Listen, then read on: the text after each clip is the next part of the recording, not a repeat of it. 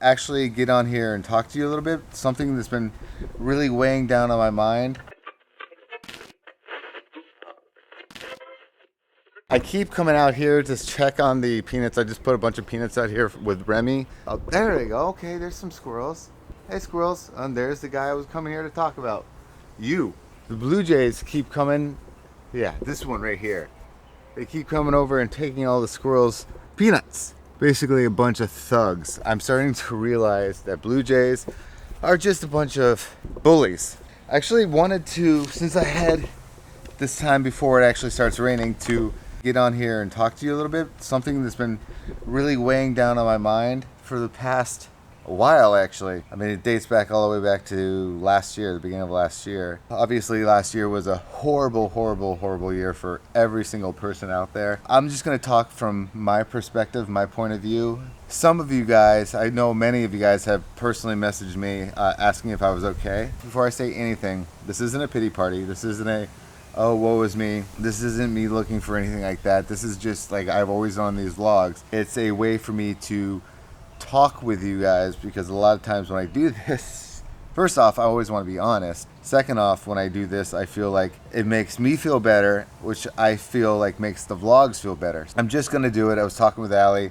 She said that if this is what I feel like, I should just do it. Maybe some of you guys are kind of in the same boat as I am. I'm just gonna start from the beginning. Last year, obviously there was a pandemic, but just before last year, I started to have to go on chemo, which was a complete and utter shock to me, because I thought that this was taken care of. It was handled. You know, after 2 surgeries, it was handled. And then I remember going in at the end of 19, I believe it was, and they said I had to go back on chemo, which was a complete shock. At the beginning of 2020, obviously 2020 sounds awesome at the beginning. You know, it's like, I thought it was going to be a cool year. I always thought that would be the coolest year ever. Obviously, it turned out to be the most horrible year probably in history. Me personally, it was going to get a little weird, because I found out after being on chemo that I had to get another surgery. Honestly, was a huge punch in the gut. I never honestly thought I would have to have a third one, and I always thought that if I had a third one, that'd be hard for me to mentally come back from, because it's so emotionally draining to go through such a surgery and then go through it 3 times. I was really honestly terrified that I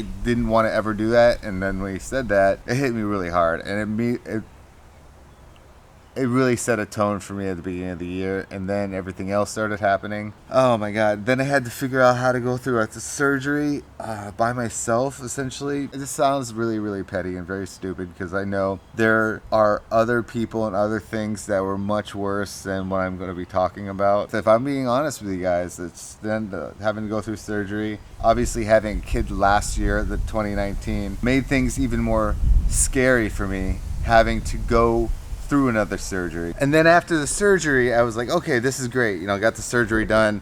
The surgeon was amazing. He got everything, even got the little stuff around it. It was a very aggressive surgery. What's crazy, it was the, even being the third one and me being older, it was the easiest recovery one. The first one I was in the hospital for, I don't remember, a few days. Second one, I was in there for a couple weeks. This one, I was out in 24 hours. I'm not even exaggerating. And then it was over, and I'm like, okay, this is awesome. I'm so happy, you know, we got it out. Then I found out that I had to do radiation, which is something that's terrified me, because I remember them saying that I wouldn't ever have to necessarily need that. When they said that, I was like, okay, I'll do what I have to do. You know, I have a child now, so I have to make sure I'm strong for my family every single day for 6 weeks on the radiation, and then 6 months at minimum after the surgery, which is where I'm at now. And that was even more scary and stressful, and that's what kind of set me up for 2020. That really put me in a weird spot on top of everything else with everybody else.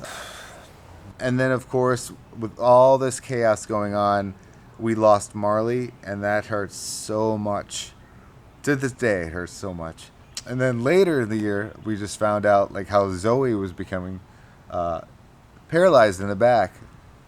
And I felt like that was just the icing on the cake that put me over. It really put an emotional toll on me. My job consists of being entertaining and entertaining as I possibly can, because I always found out that these vlogs, as well as for myself, but a lot of you guys, are escapes from reality. And since it was the pandemic, everyone was going through such a horrible time. I wanted to try my very best to create something so people can kind of forget for a little bit of time how the world was essentially burning. It was taking such a horrible toll on me because I was getting so stressed out trying to think of something every single day without having to necessarily travel, without having to go out and do something, because obviously if I were to do those things, some people would give me complaints about doing those without realizing that that's what I had to do and what I have to do even if I follow the safety precautions. So that really started putting a stress on me, because then I started seeing that the views, this is dumb, but the views would start decline. It started getting to me because I was getting nervous, because this is my livelihood and this is how I provide for my family. And then I was like trying to think outside the box, and it was really starting to get to me because I couldn't figure out how to solve this issue. And like I said, I know everyone was stuck in the same situation, to where we were all, as a collective world, struggling through this together. I can't say for myself that it was easier or harder for myself or others. It was just different. It really affected me because of, like I said, the views and interactions and stuff like that, because this is our job, and the sense of security kind of, what's the word I'm looking for, was being hurt. Let's just say hurt. Also, the pandemic, the band, we weren't able to go on tour. We weren't able to do things like that, play shows, which was really hard. We weren't able to come up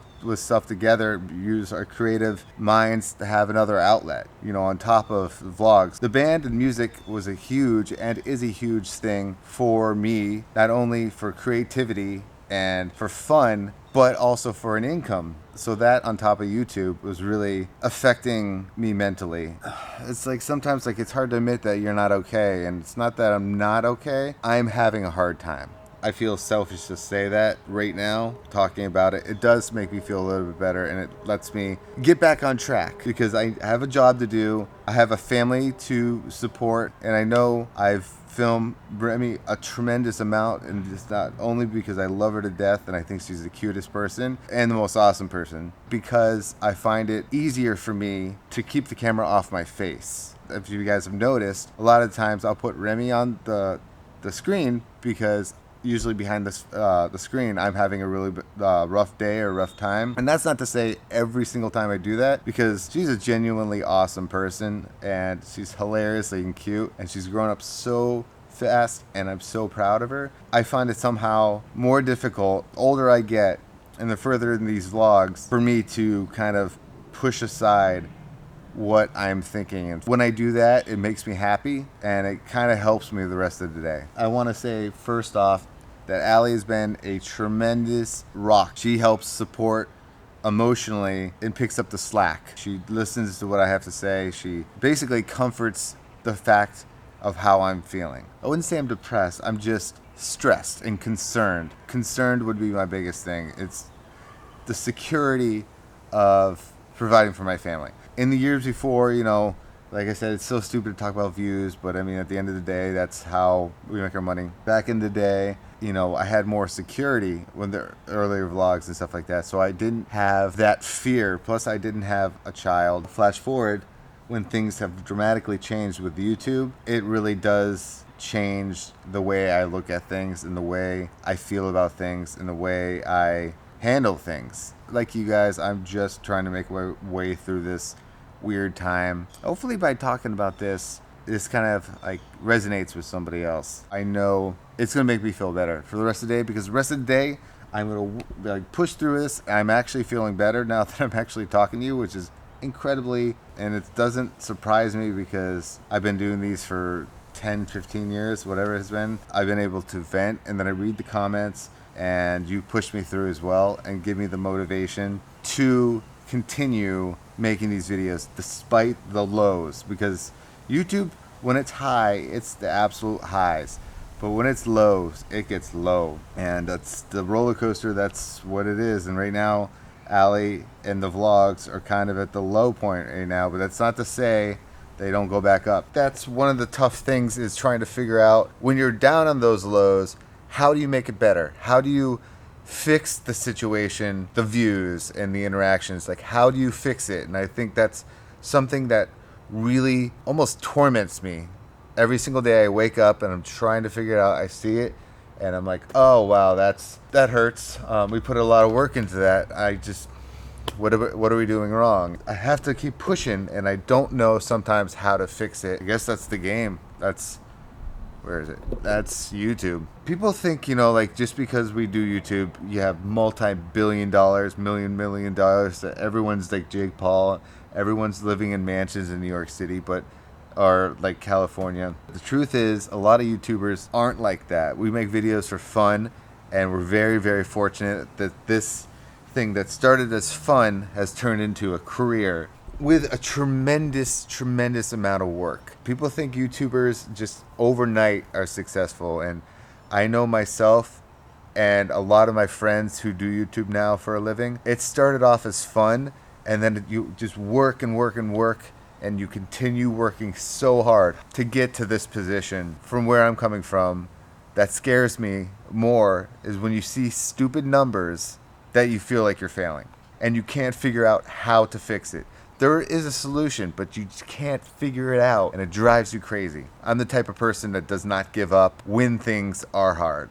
I always am obsessed, essentially to a fault, on trying to solve a problem or a situation. The roller coaster, that's what it is. And right now, Allie and the vlogs are kind of at the low point right now, but that's not to say they don't go back up, because roller coasters go up and down, up and down. And I've seen that over the course of years, that happening.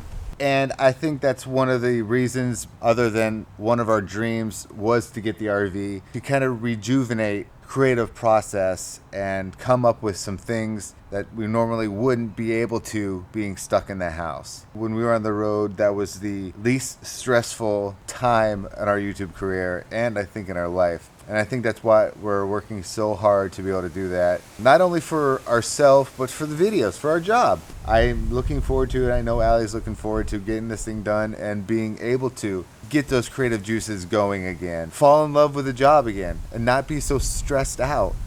Allie cut my hair, thank God, because I had so many more gray hairs coming out on the sides. I'll be honest, guys, this was kind of nerve-wracking to talk about, but I'm glad I did. Even if things are at the lowest, I have to pull myself up or we have to pull ourselves up that's the only thing that matters in life right now, is making sure we provide the happiest household that we possibly can.